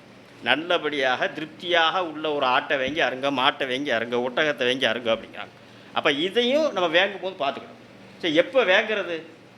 இப்போ உள்ள அவசர காலத்தில் நம்மளாம் வளர்க்க முடியாது. இப்போ உள்ள பொம்பளையில் கரப்பாம்பூச்சை பார்த்தாலே பயப்படுது. இவங்களை நம்பி நம்ம ஆட்டை வாங்கி விட்டு வளர்க்க சொல்ல முடியுமா? கரப்பாம்பூச்சை பார்த்தா பயம், பள்ளியை பார்த்தா பயம், எலியை பார்த்தா பயம், எதை பார்த்தாலும் பயமாக இருக்குது. இவங்க நம்ம நன்னிமார் பெத்தாமாரெலாம் 10 மாட்டை அவுத்துட்டு போய் கெட்டி வயக்காட்டு கொண்டு போய் அந்த மாட்டை 10 மாட்டையும் தைரியமாக நம்மளுக்கே பயிர் கலைஞரும் எம்மா மாட்டை பிடிச்சிக்கிட்டு வரோம் நண்டி அப்படின்னு அப்படியே மேய்ச்சிட்டு வந்து கெட்டுன காலம்லாம் போயிடுச்சு. இப்போ உள்ள பெண்களுக்கு ஆண்களுக்குமே வந்து ஆடை பிடிச்சிட்டு நடக்கிறதுக்கே சில பேர் கேவலமாக நினைக்கிறான். ஆடு மேய்க்கிறது கேவலம், மாடு மேய்க்கிறது கேவலம். அந்த அளவிற்கு மார்க்கம் இதை கேவலமாகலாம் சொல்லலை. ரசூல் ஸல்லல்லாஹு அலைஹி வஸல்லம் காலத்தில் மதீனாவாசிகள் சொல்கிறாங்க, நாங்கள் குர்பானி பிராணிகளை வாங்கி நன்றாக கொழுக்க வைப்போம். அதை ஏன்னா அல்லாஹ்வுக்காண்டி குர்பானி கொடுக்குறோம், நல்ல சிறப்பாக வளர்க்கணும்னு வளர்ப்பாங்க. நல்ல சந்தோஷமாக வளர்த்து அப்போ தான் நமக்கும் ஒரு இது தெரியும். நம்ம வளர்த்த ஆட்டை அறுக்கிறதுக்கே நமக்கு மனசு இவ்வளோ கஷ்டப்படுத, பெத்த மவனையே அல்லாஹ்வுக்காண்டி அறுக்க துணிஞ்சார் இப்ராஹிம் அலைஹிஸ்ஸலாம். எப்பேற்பட்ட தியாகம்! அதனால தான் அல்லாஹ் அதை சொல்லும் பொழுதே அந்த அத்தியாயத்தில் சொல்லி காட்டுறான், இதுவே மகத்தான சோதனைங்க. சோதனையிலேயே இப்ராஹிம் நபிக்கு வச்ச சோதனையிலேயே மகத்தான சோதனை இதுதாங்க. அதனால தான் அல்லாஹ் அவரை கலீலுல்லாஹ் அப்படின்னா, அல்லாஹ்வுடைய நேசர், அல்லாஹ்வுக்கு நண்பர் அளவுக்கு அல்லாஹ் உயர்த்தி காட்டுறான். எதை சொன்னாலும் செஞ்சிருவார். அப்போ அந்த ஒரு ஈர்ப்பு இதில் வருமா இல்லையா? நம்ம ஒரு ஆடை வாங்கி நைட்டு கொண்டு ஆட்டை கட்டிட்டு காலையில் அறுத்தன்னு வைங்களேன், அதில் ஒரு ஈர்ப்பும் இருக்காது. ஏதோ அப்போ கறிக்கடையில் போய் ஆட்டை அறுத்த மாதிரி, வீட்டில் போட்டு அறுத்த மாதிரி நினச்சிக்கிடுவோம். ஆனால் இதில் ஒரு ஈர்ப்பும் வர்ற மாதிரி ரசூலுல்லாஹ் சொல்கிறாங்க, நல்லா பார்த்து பிடிச்சி வளர்த்து அது சந்தோஷமாக அல்லாஹ்வுக்காண்டி குர்பானி கொடுங்க அப்படின்னு சொல்லி சொல்கிறாங்க. மதீனாவாசிகள் வாங்கி கொழுக்க வச்சு வளர்ப்பாங்க. அதனால் இதுக்கு செலவு பண்ணலாம். ஆடு வாங்கி விட்டு கடலை புண்ணாக்கு போடுறது, அவுத்திக்கிற என்னென்ன போட முடியுமோ. ஏன்டா அல்லாஹ்வுக்காண்டி அறுக்க போகிறோம், நல்ல திடகாத்த கறியை நம்ம தான் திங்க போகிறோம். கறியை வச்சுட்டு வந்துட போகிறோம், அறுத்துட்டு அல்லாவே சாப்பிட்டுக்கோ அப்படின்னு நம்ம வச்சுட்டு போகிறோம். அந்த ஸ்டைல் நம்மகிட்ட கிடையாது. நம்ம அல்லாஹ்வுக்குன்னு சொல்லி பிஸ்மில்லாஹ் அல்லாஹ் அக்பர்னு சொல்லுதோம். திங்கிற பேர் நம்ம தானே திங்கிறோம். நம்ம திங்கிறதுக்கு நினச்சிக்கிட்டா நல்லபடியாக வாங்கணுமா இல்லையா? நல்ல கறி உள்ள ஆடா, சதப்பருப்பு உள்ள ஆடா பார்த்து வாங்கணுமா இல்லையா? அப்படி வேங்கி அருங்கன்னு சொல்லி ரசூல் ஸல்லல்லாஹு அலைஹி வஸல்லம் சொல்லி காமிக்கிறாங்க. அது போக வளர்க்கிறது நல்லபடியாக வளர்க்கணுங்கிறாங்க. எத்தனை கொடுக்கணும், யார் யார் கொடுக்கணும், யார் கொடுக்கணுங்கிறத ஆரம்பத்தில் பார்த்துட்டோம். எத்தனை கொடுக்கறது அதில் பார்த்தீங்கன்னா, இப்போ ஆடு அப்படின்ட்டா ஒரு குடும்பத்திற்கு ஒரு ஆடு. இது கூட்டு குர்பானி கிடையாது. ஆட்டில் அண்ணன் தம்பி 2 பேரும் சேர்ந்து கூட்டாக சேர்ந்து ஒரு ஆடை வாங்கி அறுப்போங்கிறது ஆட்டில் கிடையாது. ஒரு மனிதர் அவருடைய சம்பாத்தியத்தில் உள்ளவர்களுக்காக வேண்டி உள்ளது தான் ஒரு குடும்பம். நான், என் மனைவி, என் மகள், என் மகன், என் தாய் தகப்பன் வருமானம் இல்லாமல் என் கூட இருந்தாங்கன்னா அவங்க. திருமணம் முடிவதற்கு முன்பாக வருமானம் இல்லாமல் இருந்தால் என் மகன், என் மகள், எல்லாருக்கும் நான் தான் பொறுப்பாளி. என்னுடைய பொருளாதாரத்தை செலவு செய்து யார் உணவு உண்கிறார்களோ, யார் வரவு செலவு பார்க்கிறார்களோ அவர்களுக்கு நான் பொறுப்பாளி. அது ஒரு குடும்பம். அந்த குடும்பத்திற்கு ஒரு ஆடு போதுமானது. ஒரு குடும்பத்திற்கு ஒரு ஆடு போதுமானது. எப்போ என் மகன் சம்பாதிக்க ஆரம்பிச்சிட்டானோ, அவனுக்கு உடைய செலவுகளை அவன் பார்க்க ஆரம்பிச்சிட்டானோ, தனி வரவு செலவு பார்க்க ஆரம்பிச்சிட்டானோ, அவன் நினச்சா அவன் கொடுத்துக்கிட வேண்டியது. ஏன்னா அவன் வரவு செலவு பார்க்க ஆரம்பிச்சிட்டான். நம்ம ஆரம்பத்திலே பார்த்துட்டோம் குர்பானி யார் கடமை அப்படின்னு. அதற்குரிய பொருளாதார வசதி அவனுக்கு இருந்தால் அவன் அதை கொடுக்கத்தான் செய்யணும். அப்போ இதுக்கு திருமணம்லாம் அளவுகோல் கிடையாது. நம்ம ஊரில் பார்த்தீங்கன்னா திருமணம் முடித்தா தான் தனி குர்பானி. எனக்கு பொருளாதாரத்தை அல்லாஹ் கொடுத்துருக்கான், பொருளாதார வசதி இருக்குது, குர்பானி புராணி வாங்குகிற அளவுக்கு வசதி இருக்குன்னா தாராளமாக யாருனாலும் கொடுக்கலாம். அதற்கு திருமணங்கிறதுலாம் அளவுகோல் கிடையாது. அதுமாதிரி தகப்பன் இருக்கிறாரு, அவருக்கு பொருளாதாரம் நிறையா இருக்குது, அவர் தாராளமாக தனியாக கொடுத்துக்கிடலாம். அதனால் இந்த குடும்பங்கிறதுல நம்ம தெளிவாக விளங்கிக்கிடணும். என் பொருளாதாரம் சார்ந்து யார் இருக்கிறார்களோ அவர்களுக்கு நான் கொடுத்தால் போதுமானது. ஒரு குடும்பத்திற்கு ஒரு ஆடு போதுங்கிறாங்க. அப்போ ரசூலுல்லாஹி ஸல்லல்லாஹு அலைஹி வஸல்லம் காலத்துக்கு பிற்பாடு சஹாபாக்கள் நிறைய ஆடை இருக்கிறாங்க. சஹாபாக்கள் காலத்துக்கு நடக்கும். அப்போ ஒரு சஹாபி சொல்கிறாரு, அல்லாஹுடைய தூதர் காலத்தில் நாங்கள் ஒரு குடும்பத்திற்கு ஒரு ஆடு தான் அறுத்தோம். இன்றைக்கி மக்கள் போட்டி போட்டுக்கொண்டு பெருமைக்காக வேண்டி அறுக்கிறார்களோன்னு நினைக்க தோணுதுங்கிறார். அப்போ அதையும் தெளிவாக விளங்கிக்கிடும். சந்தோஷமாக அறுக்கிறதுங்கிறது வேறு. நம்ம குடும்பத்தில் தான் நிறையா கொடுத்துருக்கோங்கிற மாதிரி பெருமை அடிக்கிறதுக்காக வேண்டி நிறையா அறுத்துடக்கூடாது. அதையும் தெளிவாக விளங்கிக்கிடும். அப்போ ஒரு குடும்பத்திற்கு ஒரு ஆடு. சரி, ஒரு மாட்டை பொறுத்த வரைக்கும் ரசூலுல்லாஹி ஸல்லல்லாஹு அலைஹி வஸல்லம் நமக்கு அங்கீகாரம் கொடுக்குறாங்க. 7 பேர் சேர்ந்து ஒரு 7 குடும்பம், 7 பேர்னா 7 குடும்பம் சேர்ந்து ஒரு மாடு வாங்கி கொடுக்கலாம். அதே கூலி தான் கிடைக்கும். நம்ம பகுதியில் மாட்டுக்கறி விலை கம்மி, அதனால் நமக்கு ஒரு இதாக தெரியுது. ஆட்டுக்கறி அதிகமாக விரும்பி சாப்பிட்றோம், ஆட்டுக்கறி விலை கூடங்கிறதுனால அதை நம்ம பெரிய அளவில் நினைக்கிறோம். ஆனால் மார்க்கத்தை பொறுத்த வரைக்கும் அந்த அளவுகோல் கிடையாது. தெளிவாக விளங்கிக்கிடணும். கூட்டு குர்பானி சேர்ந்து கொடுத்தாலும் குர்பானி கொடுத்ததற்குரிய முழுமையான கூலி தான் கிடைக்கும். அப்போ மாட்டில் பங்கு சேர்றாந்தா 7 குடும்பம் 7 பேர் சேர்ந்து ஒரு மாட்டை குர்பானி கொடுத்துக்கிடும். அதேமாதிரி ஒட்டகத்தை பொறுத்த வரைக்கும் அதே போல் 7 குடும்பங்கள் 7 பேர் சேர்ந்து ஒரு ஒட்டகத்தை கொடுக்கலாம். 10 பேரும் சேர்ந்துக்கிடும். ஒட்டகத்திற்கு மட்டும் அதிகபட்சம் 10, மாட்டிற்கு அதிகபட்சம் 7, ஆட்டிற்கு அதிகபட்சம் 1 தான். அதே நேரத்தில் எனக்கு நல்லபடியாக எல்லாம் பொருளாதாரத்தை கொடுத்துருக்கணும். நான் ஒருத்தனே ஒரு ஒட்டகத்தான் இருக்கலாம், 2 பேர் ஒரு ஒட்டகத்தான் இருக்கலாம். அதிகபட்சமாக 7 பேருக்கு மிகாமல் இருக்கணும் ஒரு ஒட்டகத்துக்கு. அதிகபட்சமாக 7 பேருக்கு மிகாமல் இருக்கணும் ஒரு மாட்டுக்கு. ஒட்டகத்திற்கு மட்டும் 2, அதிகபட்சமாக 7 பேரும் சேர்ந்துக்கிடலாம், 10 பேரும் சேர்ந்துக்கிடலாம். மாட்டிற்கு 7 பேர் தான் கடைசியாக, அதற்கு மேலே ஒரு பங்கு சேர முடியாது. ஆட்டிற்கு ஒரு குடும்பத்திற்கு ஒரு ஆடு தான், 2 குடும்பம் சேர்ந்து ஒரு ஆடு கொடுக்க முடியாது. இதையும் தெளிவாக விளங்கிக்கிடணும். இது அந்த குர்பானை கொடுக்கக்கூடிய கூட்டு குர்பானை கொடுக்கக்கூடியவர்களுக்குரிய விஷயத்தை விளங்கிக்கிடணும். சில பேர் இந்த இழிவாகலாம் பார்க்கக்கூடாது. அதுக்காண்டி இந்த கூட்டு குர்பானி கொடுப்பதே சில பேர் இழிவாக பார்ப்பாங்க.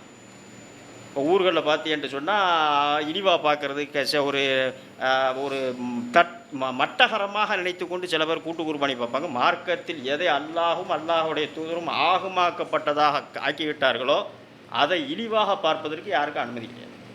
நமக்கு அல்லாஹ் பொருளாதாரத்தை கொடுத்துருக்குறான், அதற்குரிய வசதி வாய்ப்புகள் இருக்குன்னு சொன்னால் தாராளமாக சந்தோஷமாக ஆடு வாங்கி இருக்கலாம்.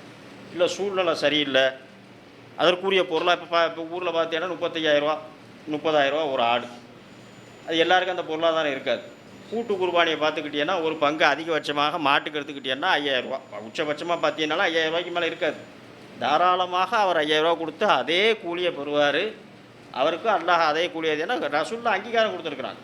அதனால் அந்த மட்டமாக இழிவாக பார்க்க வேண்டிய தேவையில்லை. தாராளமாக கூட்டு குர்பானியில் சேர்ந்து அவரால் முடிந்த பொருளாதாரத்தை கொடுத்து அந்த குர்பானியை நிறைவேற்றிக்கிடலாம். சரி, யார் அறுக்கிறது அதையும் தெரிஞ்சுக்கிடணும்ல. ஏன்னா நம்ம ஊர்லலாம் அறுக்கிறதுக்குன்னு மோதினார் வச்சுருப்போம். அவருக்கு அன்றைக்கி பூராமே ரத்த கலரையோடு தான் திரிவார். கையில் கத்தியோடு ரத்தம் சொட்ட தான் தெரு பூரா சுற்றுவார். அதுலேயும் சில மோதினார்லாம் அந்த தொழுவை முடிச்சாச்சுன்னா கையில் பிடிக்க முடியாது. சில வீட்டுகளில் பார்த்தீங்கன்னா இஷா வரைக்கும் வெயிட் பண்ணிகிட்டு இருப்பாங்க. பெரிய பெரிய ஊர்களெல்லாம் ஆள் அறுக்கணும். அப்படியெல்லாம் ரொம்ப சிரமப்பட வேண்டாம், யாருனாலும் அறுக்கலாம். நம்ம குடும்பத்தில் நாம் இருக்கலாம், ஆண் இருக்கலாம், பெண் இருக்கலாம். அதற்குரிய எந்த தடையும் மார்க்கத்தில் கிடையாது. ரசூலுல்லாஹி ஸல்லல்லாஹு அலைஹி வஸல்லம் அவர்கள் தங்கள் பலிப்பிராணி ஒரு ஆடு பிடிக்கிறது இன்னொரு விஷயத்தை தெரிஞ்சுக்கிடுங்க. ரசூல் ஸல்லல்லாஹு அலைஹி வஸல்லம் விரும்பி வாங்கிய ஆடும் இருக்குது. கருப்பால் பார்க்கக்கூடிய, கருப்பால் நடக்கக்கூடிய, கருப்பால் அமரக்கூடிய 2 செம்மறி ஆட்டு கிடாய்களை ரசூல் ஸல்லல்லாஹு அலைஹி வஸல்லம் குர்பானி பிராணியாக வாங்கி அதை தங்கள் கரத்தாலே அறுத்தார்கள் இருக்கு. அப்போ அந்த வெள்ளையும் கருப்பும் கலந்த ஆட்டை ரசூல் ஸல்லல்லாஹு அலைஹி வஸல்லம் விருப்பப்பட்டு குர்பானி கொடுத்துருக்குறாங்க. நம்ம பகுதியில் அது கம்மியாக கிடச்சிச்சின்னா அதுக்காண்டி குறை கிடையாது. ரசூலுல்லாஹ் விரும்பி வாங்கியிருக்கிறாங்க. கருப்பும் வெள்ளையும் கலந்த ஆடுகள் இருக்குதா இல்லையா, அதே மாதிரியான செம்மறி ஆட்டுக்களை வந்து ரசூல் ஸல்லல்லாஹு அலைஹி வஸல்லம் விருப்பப்பட்டு வாங்கி குர்பானி கொடுத்துருக்குறாங்க. அப்படி குர்பானி கொடுக்கும் பொழுது அவர்கள் ஆயிஷா ரலியல்லாஹு அன்ஹா சொல்கிறாங்க, ஆயிஷாவே கத்தியை எடுத்து தீட்டு அப்படிங்கிறாங்க. கத்தியை எடுத்து தீட்டுறாங்க ஆயிஷா ரலியல்லாஹு அன்ஹா. தங்கள் கால் பாதத்தை அந்த ஆட்டினுடைய கழுத்தில் வைத்துக்கொண்டு பிஸ்மில்லாஹும் தக்பீரும் சொல்லி அல்லாஹுடைய தூதர் அந்த குர்பானியை நிறைவேற்றினார்கள் வரும். அப்போ அந்த குர்பானியை நிறைவேற்றுவதற்கு நமக்கு முடியலை அப்படின்னா சப்போர்ட்டுக்கு வேணால் ஒரு ஆளை கூப்பிட்டுக்கலாம். ரசூல் ஸல்லல்லாஹு அலைஹி வஸல்லம் அவர்களே இன்னொரு ஆளை துணைக்கு கூப்பிட்டு அறுத்துருக்குறாங்க. அப்போ அந்த குர்பானி பிராணியை அறுப்பதற்கு சொல்லப்பட்ட ஒரே இது விஷயம் என்னென்னா, நமக்கு அறுக்க தெரியணும், அவ்வளோதான். நமக்கு அறுக்க தெரிஞ்சால் பிஸ்மில்லாஹி அல்லாஹ் அக்பர்னு சொல்லி அறுத்துட வேண்டியது. தக்பீரும் அல்லாஹுடைய பெயரும் சொல்லி பிஸ்மில்லாஹும் தக்பீரும் சொல்லி அறுத்துருங்கன்னு ரசூலா சொல்லிட்டாங்க. பெண்கள் அறுக்கலாமான்னா தாராளமாக இருக்கலாம். ஒரு பெண்மணி ரசூல்லாட்ட வந்து கேட்குது, யார் ரசூலா என்னிடத்துல ஆயுதம் கிடைக்காம இருந்துச்சு, ஒரு கூர்மையான கல்லால் அறுத்துட்டேன், என்னுடைய குர்பானை ஏற்றுக்கொள்ளப்படுமா? தாராளமாக ஏற்றுக்கொள்ளப்பட்டு சாப்பிடு அப்படிங்கிறாங்க. அப்போ பெண்களாக இருந்தாலும் பெண்கள் அறுப்பதற்கும் மார்க்கம் அனுமதி கொடுத்துருக்கு. இந்த காலத்தில் சாத்தியமானு தெரியல. ஆம்பளையிலே அறுக்க மாட்டேக்கணும், அறுக்க விட்டுட்டு பின்னாடி திரும்பி நின்றுடுவோம். அதாவது சில விஷயத்தை வந்து பிடிக்கலை, எனக்கு பயமாக இருக்குன்னு செய்யாமல் இருக்கிறது வேறு. இவன் எப்படி திணிச்சிட்டானோ அந்த பார்ப்பானியும் அதை ஒரு அருவருக்கத்தக்க செயலை போன்றும் அது ஒரு பாவமான செயலை போன்றும் திணிச்சிருக்கான்ல, அப்படி நினச்சினா நம்ம திரும்பக்கூடாது. பாவமான செயலை நம்ம செய்வோமா வணக்கமா? சில பெண்கள் விவரம் தெரியாமல் அது ஏதோ பாவம் மாதிரி அல்லாஹூ ஐயோ பாவம் அப்படின்லாம் கத்துவாங்க. அதை செய்தால் நீங்கள் மார்க்கத்திற்கு முரணாக நடக்கிறீன்னு அர்த்தம். ஒரு பாவத்தை போய் எல்லாம் செய்ச்சுடுவானா வணக்கமா? அப்போ தெளிவாக விளங்கிக்கிடணும். எனக்கு அதை பார்த்தா பயமாக இருக்குது, இல்லை மனசில் ஒரு மாதிரியாக இருக்குது, சரி தூக்கத்தில் அது நினப்பு வந்துடுது, இப்படி நினச்சிருந்தா அது வேறு. ஆனால் இது ஒரு பாவம், இது எப்படித்தான் அறுக்கிறீங்களோ, அறுத்துட்டு எப்படி தான் சாப்பிட்றீங்களோ, இப்படியெல்லாம் இன்றைக்கி நாகரிக உலகத்தில் சில பேர் பேச ஆரம்பிச்சிருக்கான். அது எப்படிங்க அதை வளர்த்து அதையே அறுத்து அதையே எப்படி உங்களுக்கு திங்க மனசு வருது? இதெல்லாம் பார்ப்பானே சித்தாந்தம். அவன் உயிரோடு போட்டு பசுவை எரித்து அதை அந்த விதி நடத்துவான், யாகம் நடத்துவான், அதெல்லாம் தப்பு இல்லை. பசுவை உயிரோடு எரிப்பான், உயிரோடு போட்டு கொள்ளுவான், ஆனால் இறைச்சிக்குன்னு வெட்டக்கூடாதுமா. இந்த சித்தாந்தத்தை பார்த்து பழகி பத்திரிகையில் படித்து அப்படியே விளங்கி இன்றைக்கி பார்த்தீங்கன்னா நம்ம மக்களிடத்துலையே இந்த குர்பானி டயத்தில் இதேமாரி ஸ்டேட்டஸும் போட ஆரம்பிச்சிடும். அப்போ இப்படி நினைத்து நாம் விலகக்கூடாது. நமக்கு பயமாக இருக்குது, பதட்டமாக அரிச்சளவர் கை ஆடும். சும்மா மைக்க பிடிச்சாலே நம்மளுக்கு இப்படி பதறது. செம்பு டீயை வாங்கும் போதே நமக்கு கை கால் ஆடுது. நம்ம போய் ஒரு ஆட்டை அறுக்க முடியுமான்னு நினச்சா ஓகே, யார் ஸ்ட்ராங்கான ஆள் அப்படின்னு சொல்லி அவரை கூட்டி அறுக்க சொல்லலாம். இல்லை எனக்கு அது பாவமாக தெரியுதுன்னா நீங்கள் அந்த அமலே செய்யலைன்னு அர்த்தம். அப்போ அறுக்கும் பொழுதும் என்ன பேணணும் அப்படின்னா, நமக்கு ஸ்ட்ராங்காக அறுக்க முடியும்னா முதல்ல கத்தியை நல்லா தீட்டிக்கிடும். எப்போ தீட்டணும்னா ரசூலுல்லாஹ் சொல்கிறாங்க, ரசூல் ஸல்லல்லாஹு அலைஹி வஸல்லம் ஒரு நடந்து போகிறாங்க, ஒரு மனிதர் என்ன செய்கிறாருன்னா ஆட்டை படுக்க வச்சுட்டு கத்தியை தீட்டுறாரு. அப்போ ரசூலுல்லாஹ் சத்தம் போடுதாங்க, அந்த ஆடு பல முறை இறப்பதை நீ விரும்புகிறாயா அப்படிங்கிறாங்க. படுக்க வச்சுட்டு கத்தியை தீட்டா மிரளுமா இல்லையா? ஏன்ப்பா அதை முதல்லையே கத்தியை தீட்டிட்டு அப்புறம் படுக்க வச்சுட்டு உடனே அறுத்துருக்க வேண்டியது தானே? அதுக்கு அழுத்து படுக்க போட்டுட்டு சங்கை மீச்சிக்கிட்டு அதுக்கப்புறம் போட்டு கத்தியை தீட்டிக்கிட்டு இருக்கேன்னு சத்தம் போடுறோம். அப்போ நம்ம என்ன செய்யணுண்டா முதல்லையே கத்தியை ஷார்ப்பாக்கிக்கணும். நீங்கள் குர்பானி கொடுப்பதாக இருந்தால் அதை அதனுடைய அந்த இரத்தத்தை இலகுவாக வெளியாக்கி அதற்கு இலகுவான அமைதியோடு அதை வெளியாக்குங்கிறாங்க. அதாவது அமைதியாண்டா என்ன, ஈஸியாக அறுத்துருங்க. அந்த பிராணியினுடைய அமைதி வந்து எதில் இருக்கும்னு சொன்னீங்கன்னா ஷார்ப்பான கத்தியை வச்சு ஈஸியாக அறுத்துருங்க, சித்திரவதைப்படுத்தாதீங்க. அப்போ நம்ம கத்தியை முதல்லையே தீட்டிடணும். அதுவும் பெருநாள் டயத்தில் என்ன தப்பு நடக்கும்னா, நம்ம மோதினார் 10 வீட்டில் அறுத்துட்டு வந்திருப்பார், ரத்தத்தை கழுவிருக்கவும் மாட்டார், அது ஒட்டிக்கிட்டே இருக்கும் கத்தியில், அறுக்கவே செய்யாது. நம்ம வீட்டுக்கு அறுக்க கூப்பிடுறோமா, கத்தியை முதல்ல கழுவுங்க, நல்லா தீட்டுங்க, பிஸ்மில்லா சொல்லி அறுங்க, இதைத்தான் நம்ம சொல்கிறோம். ஏன்னா அவர் பிஸி, அவர் என்ன செய்வார், ஒரே ஆள் போய் 1000 ஆடாக இருந்தால் அவர் என்ன செய்வார், கத்தியை ஒவ்வொரு டைம் கழுவிட்டு இருக்க மாட்டார். அவர் வேலையை தான் பாதிக்கு பார்த்துட்டு ஓட தெரிவார். நம்ம என்ன செஞ்சிடக்கூடாது, நம்ம சொல்லி அதை கத்தியை கழுவி தீட்டி கரெக்டாக நம்ம மேக்ஸிமம் நம்ம அறுக்க பழகிடணும். இது ஒரு பெரிய ஆஜாபாகமான வேலைலாம் கிடையாது. ஒரு தடவை ஒரு மாதிரியாக இருக்கும், 2வது தடவை அறுத்துட்டீங்கன்னா பழகிடும். முடியலை அப்படின்னு சொன்னால் தாராளமாக அடுத்த ஆளை கூப்பிட்டு அறுத்துக்கிடலாம், பிஸ்மில்லாஹி அல்லாஹ் அக்பர் சொல்லி அறுக்க வேண்டியது. அப்போ கத்தியை தீட்டிக்கிடணும். ஆடாக இருந்தால் மாடாக இருந்தால் படுக்க வச்சு தான் இருக்கணும். நிற்க வைத்து பலி கொடுப்பது நம்ம கலாச்சாரம் கிடையாது. நம்ம கலாச்சாரப்படி படுக்க வைத்து கரெக்டாக அந்த சங்கில் காலை வச்சு ரசூலுல்லாஹி அறுத்தே காட்டுறாங்க. கழுத்து பகுதியில் காலை வச்சு தலையை திருப்பி கரெக்டாக அதில் ஒரு ஜாயிண்ட் இருக்கும். அந்த ஜாயிண்ட்டை பார்த்து கரெக்டாக இருக்கும். இது நமக்கு முடியும்னா நம்ம செய்ய வேண்டியது, இல்லைன்னா செய்ய வேண்டாம். கரெக்டாக அறுப்பாங்க, அது ஈஸியாக ரத்தம் வெளியே போயிடும். ஆடு மாடு ஒட்டகமாக இருந்தால் படுக்க வச்சு அறுக்கக்கூடாது. ஏன்னா அல்லாஹ் குர்ஆனில் சொல்லி காமிச்சா, ஒட்டகத்தை நின்ற நிலையில் அல்லாஹ்வின் பெயரை கூறுங்கள் அப்படிங்கிறான். ரசூல் ஸல்லல்லாஹு அலைஹி வஸல்லம் காலத்துக்கு பிற்பாடு இப்னு உமர் ஒரு இடத்த கிராஸ் பண்ணி போகிறாரு. அப்போது ஒருத்தர் ஒட்டகத்தை படுக்க போட்டு அறுக்க போகிறார். அப்போ அவர் சத்தம் போடுறார், அல்லாஹ்வும் அல்லாஹ்வுடைய தூதரும் சொன்னதுக்கு மாற்றமாக செய்ய போறியா? ரசூல் ஸல்லல்லாஹு அலைஹி வஸல்லம் நின்ற நிலையில் தான் ஒட்டகத்தை அறுத்துருக்குறாங்க, அதே மாதிரி அறு அப்படிங்கிறார். அது எப்படின்னு நீங்கள் வீடியோவில் அடித்து பார்த்தீங்கன்னா கூட தெரியும். நிற்க விட்டுட்டு இப்படி டக்குன்னு ஒரு வெட்டிடுவான். படுக்க போட்டுலாம் அதில் அறுக்க முடியாது ஒட்டகத்தை. ஒட்டகமாக இருந்தால் மட்டும் நிற்க வைத்து அறுக்கணும்.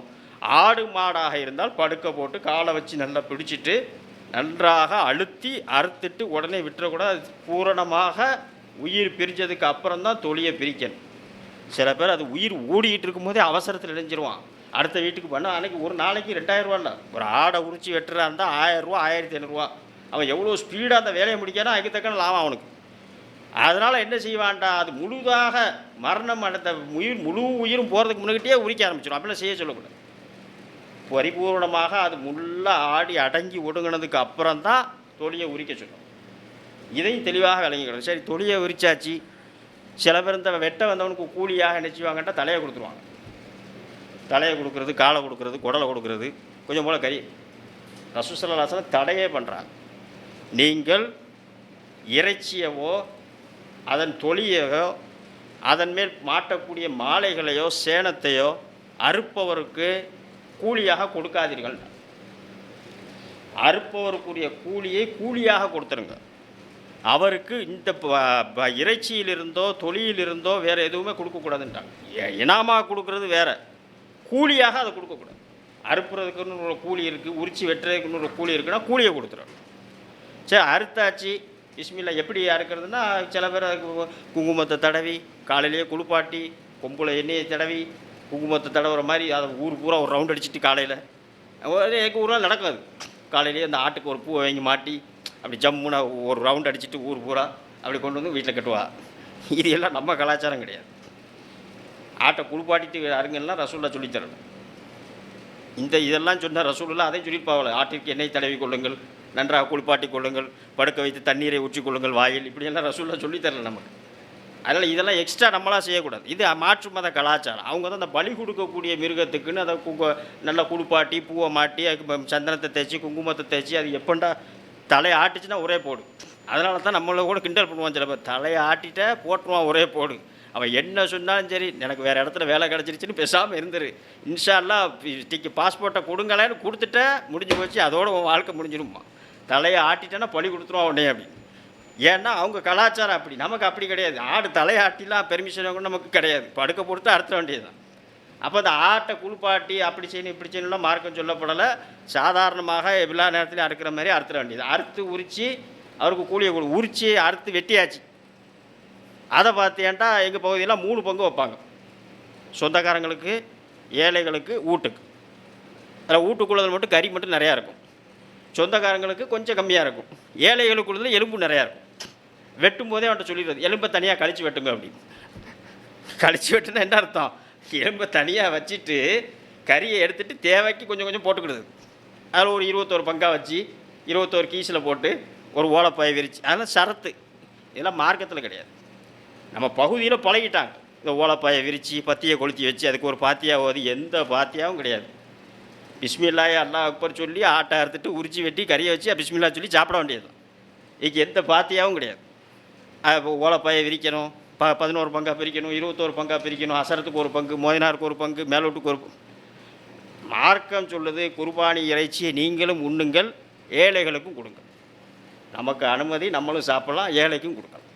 நம்ம பகுதியில் என்ன செய்வோம், அக்கா வீட்லேயும் ஆடை அறுத்துருப்பான், அக்கா வீட்டுக்கு ஒரு 1/2 கிலோ கறி இங்கேருந்து போகும், அவ வீட்லேருந்து 1/2 கிலோ கறி இங்கே வரும். இது என்ன யூஸ் இருக்குது? 2 வீட்லேயும் குர்பானி கொடுத்துருப்பாவோ, ஆனாலும் இங்கேருந்து அங்கே ஒரு 1/2 கிலோ கறி போவோம், அங்கேருந்து 1/2 கிலோ கறி இங்கே வரும். உன் வீட்டு கறி நல்லவே இல்லை, என் வீட்டு கறி தான் நல்லா. இதில் ஒரு சண்டை. அவ கொடுத்து விட்டா இல்லை, சவ்வாக கொடுத்து விட்ருக்கா, கொழுப்பாக கொடுத்து விட்ருக்கா. இங்கே உட்காந்துக்கிட்டு நம்ம எவ்வளோ துண்டு துண்டு கறியாக கொடுத்து விட்டோம், அங்கே பாருங்க உங்கள் அக்கா கொடுத்து விட்ருக்கது ஒரே கொழுப்பாக கிடக்கு. இங்கே ஒரு இதில் என்ன இருக்குது? குர்பானி கொடுக்குறதுக்கு அல்லாஹ் உட்காண்டி கொடுக்குறோம். நல்லா இறச்சி உள்ள 4 பேர் நல்லபடியாக சாப்பிட்டுட்டு போகட்டுன்னு ஏழைக்கு தான் அல்லாஹ் கொடுக்க சொல்லியிருக்கு. சொந்தக்காரங்களும் கொடுக்கலாம். சொந்தக்காரங்க வீட்டில் குர்பானி கொடுக்கல, அவங்க கஷ்டத்தில் இருக்காங்கன்னா தாராளமாக கொடுக்கலாம்.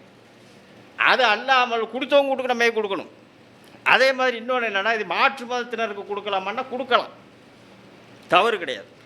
ஆனால் முன்னுரிமை யாருக்கு கொடுக்கணும்னா, அன்றைய தினத்தில் இஸ்லாமியர்களுக்கு மகிழ்ச்சிக்குரிய ஒரு நாள். அப்போ அவன் ஒரு கறி எல்லார் வீட்டையும் கறி சாப்பிடும்போது அவனும் கறி சாப்பிடணுங்கிற நோக்கத்தில் தான் வந்து கேட்பான். முன்னுரிமை கொடுக்கலாமே கூடிய கொடுக்கக்கூடாதுன்னு மார்க்கத்தில் கிடையாது. அப்போ அந்த இறைச்சியை பங்கு வைக்கிறதுல நம்ம இஷ்டத்துக்கு எடுத்து கொடுக்க வேண்டியதுதான்.